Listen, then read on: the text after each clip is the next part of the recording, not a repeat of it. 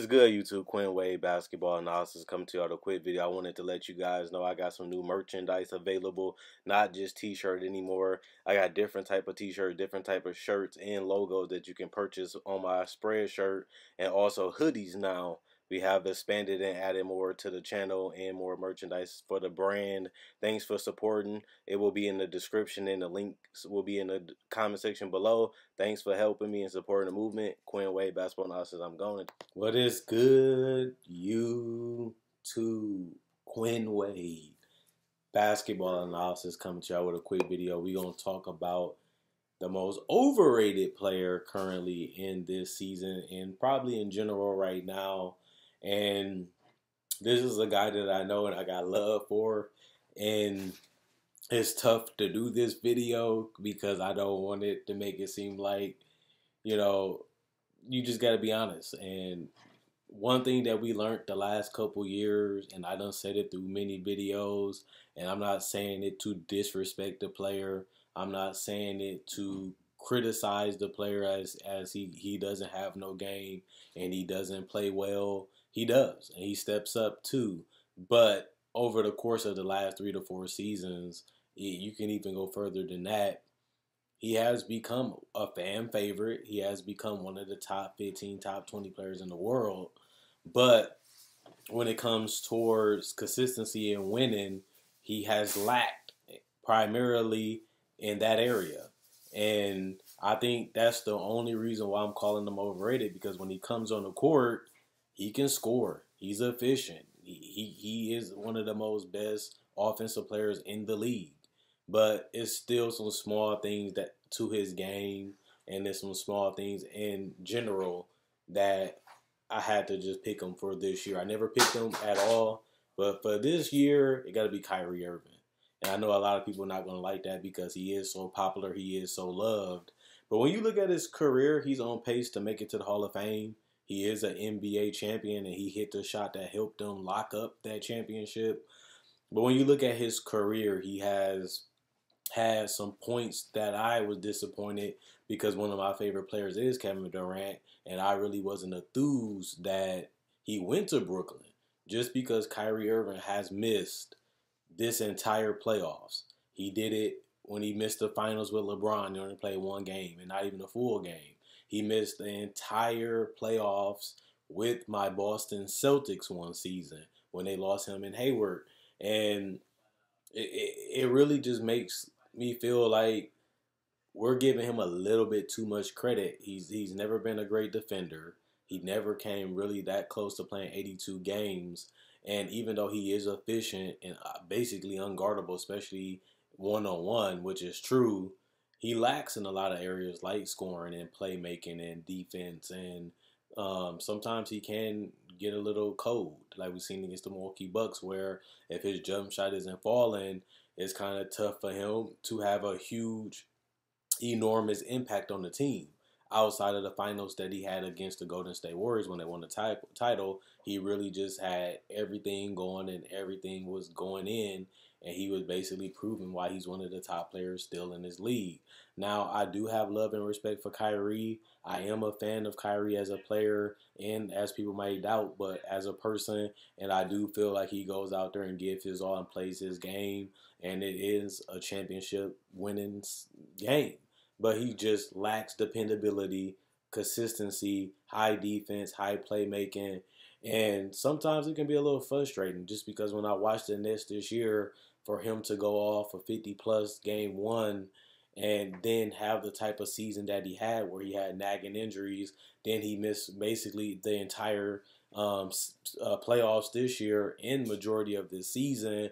And even when he was healthy, they wasn't even consistently dominating. They was barely getting wins, and at one point they was significantly below 500, and they ended up being a playoff seeding, which is going to depend if they make it or not, team with Kyrie missing majority of all the season, and they still was able to find ways to steal and win games without him. And when he was healthy, they never looked like a contender. They never looked like one of the best teams in the league on both sides of the court. And this is sad, but it's true. But when they had Kyrie healthy, honestly and truthfully, he really didn't make them significantly better. just because they struggled with them and they struggled without them. And it was tough just because they were so used to depending on their guys that when Kyrie came in, he implemented his style of play in their system. It looked like they was doing one thing and Kyrie was doing another thing, and it just became this one-on-one. Let Kyrie create a shot every possession, and if he doesn't, we're gonna rely on our team. So it was conflicted. Like they wanted to please Kyrie, and they wanted to please Kenny, and they wanted to please some other players on this roster. And Kyrie even said, like I said before, that he don't feel like this roster is good enough for a title. And that's what I said when they signed Kyrie and Kevin Durant. I wasn't saying there was going to be a number one contender. I never felt like they was going to leap past all these other teams. I wasn't high on the Nets. And Kyrie playing this season and it was mediocre to bad at best is one of the reasons, because we don't know how Kevin Durant's going to come back. We don't know how good he's going to be, and we don't know how well they can play together just because they both are ball potential stopping players. Yes, they can hit threes off the catch. Yes, they can create their own shot. Yes, they can bail out their team because they can hit difficult shots. But Kevin Durant showed against the Houston series that he likes to have the ball in his spots. And sometimes he can play off the ball, but he likes having the ball in the high post, in the mid post to get his fade away. And he likes to be able to handle at the top of the key and knock down threes and mid range jumpers. Sometimes even pick and roll, which means Kyrie's going to have to watch. And he didn't do that much of watching this year. So it's going to be interesting to watch the Nets, like I said. But I'm still very, very curious to see how Kyrie and Kevin Durant dynamic is going to work out, just because I don't really see them being that great. And both of these guys are coming off major injuries. Both of these guys they might not even be great defenders, just because Kevin Durant Achilles will take mobility away. Will he be able to be a good to great defender again?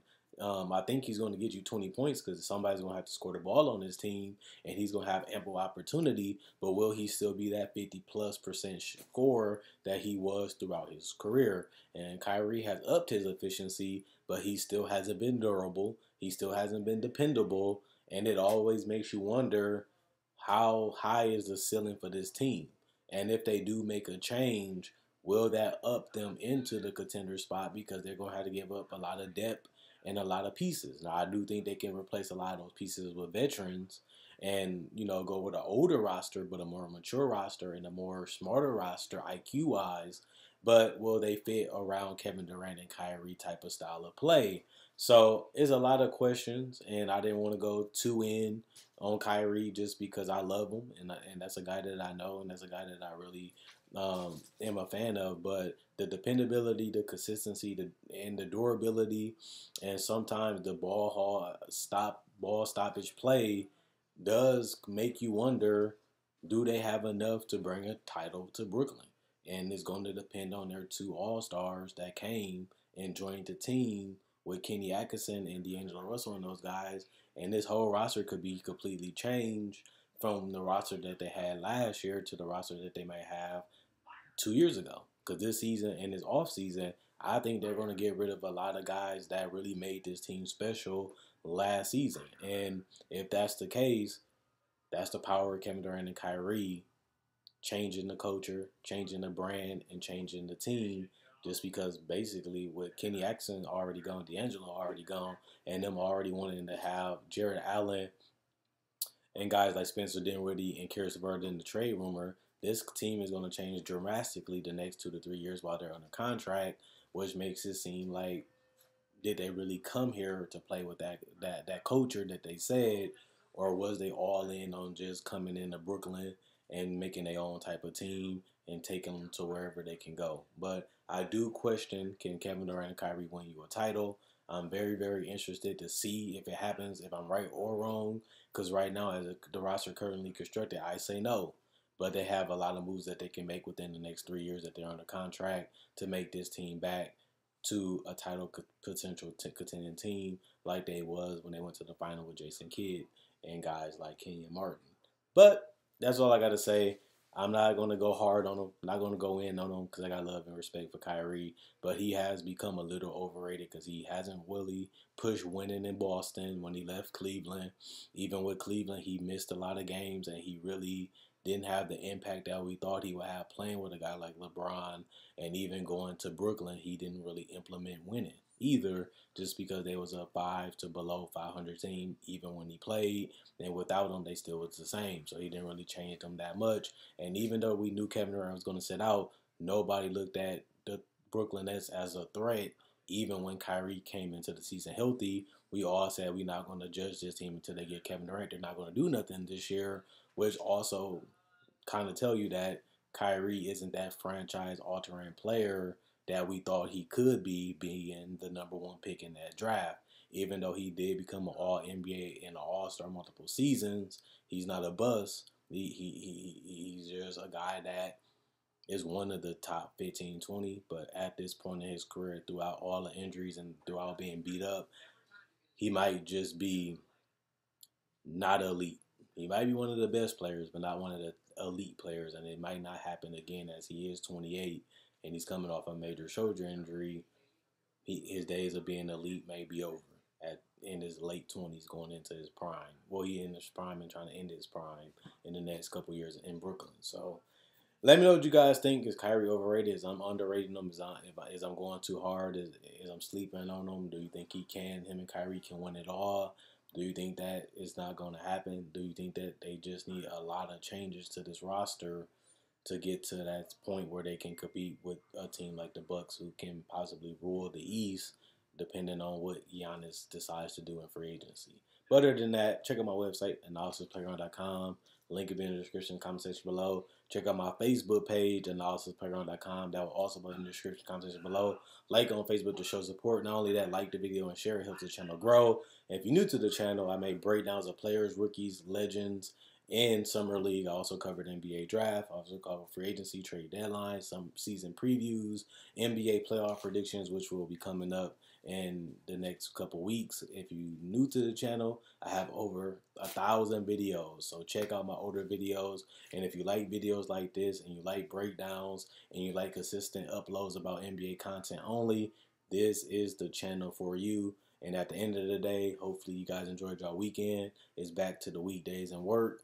Win Wade, basketball analysis, I'm gone. And enjoy the rest of y'all day. And hopefully you guys have a good, Monday, as I will be coming back. Peace.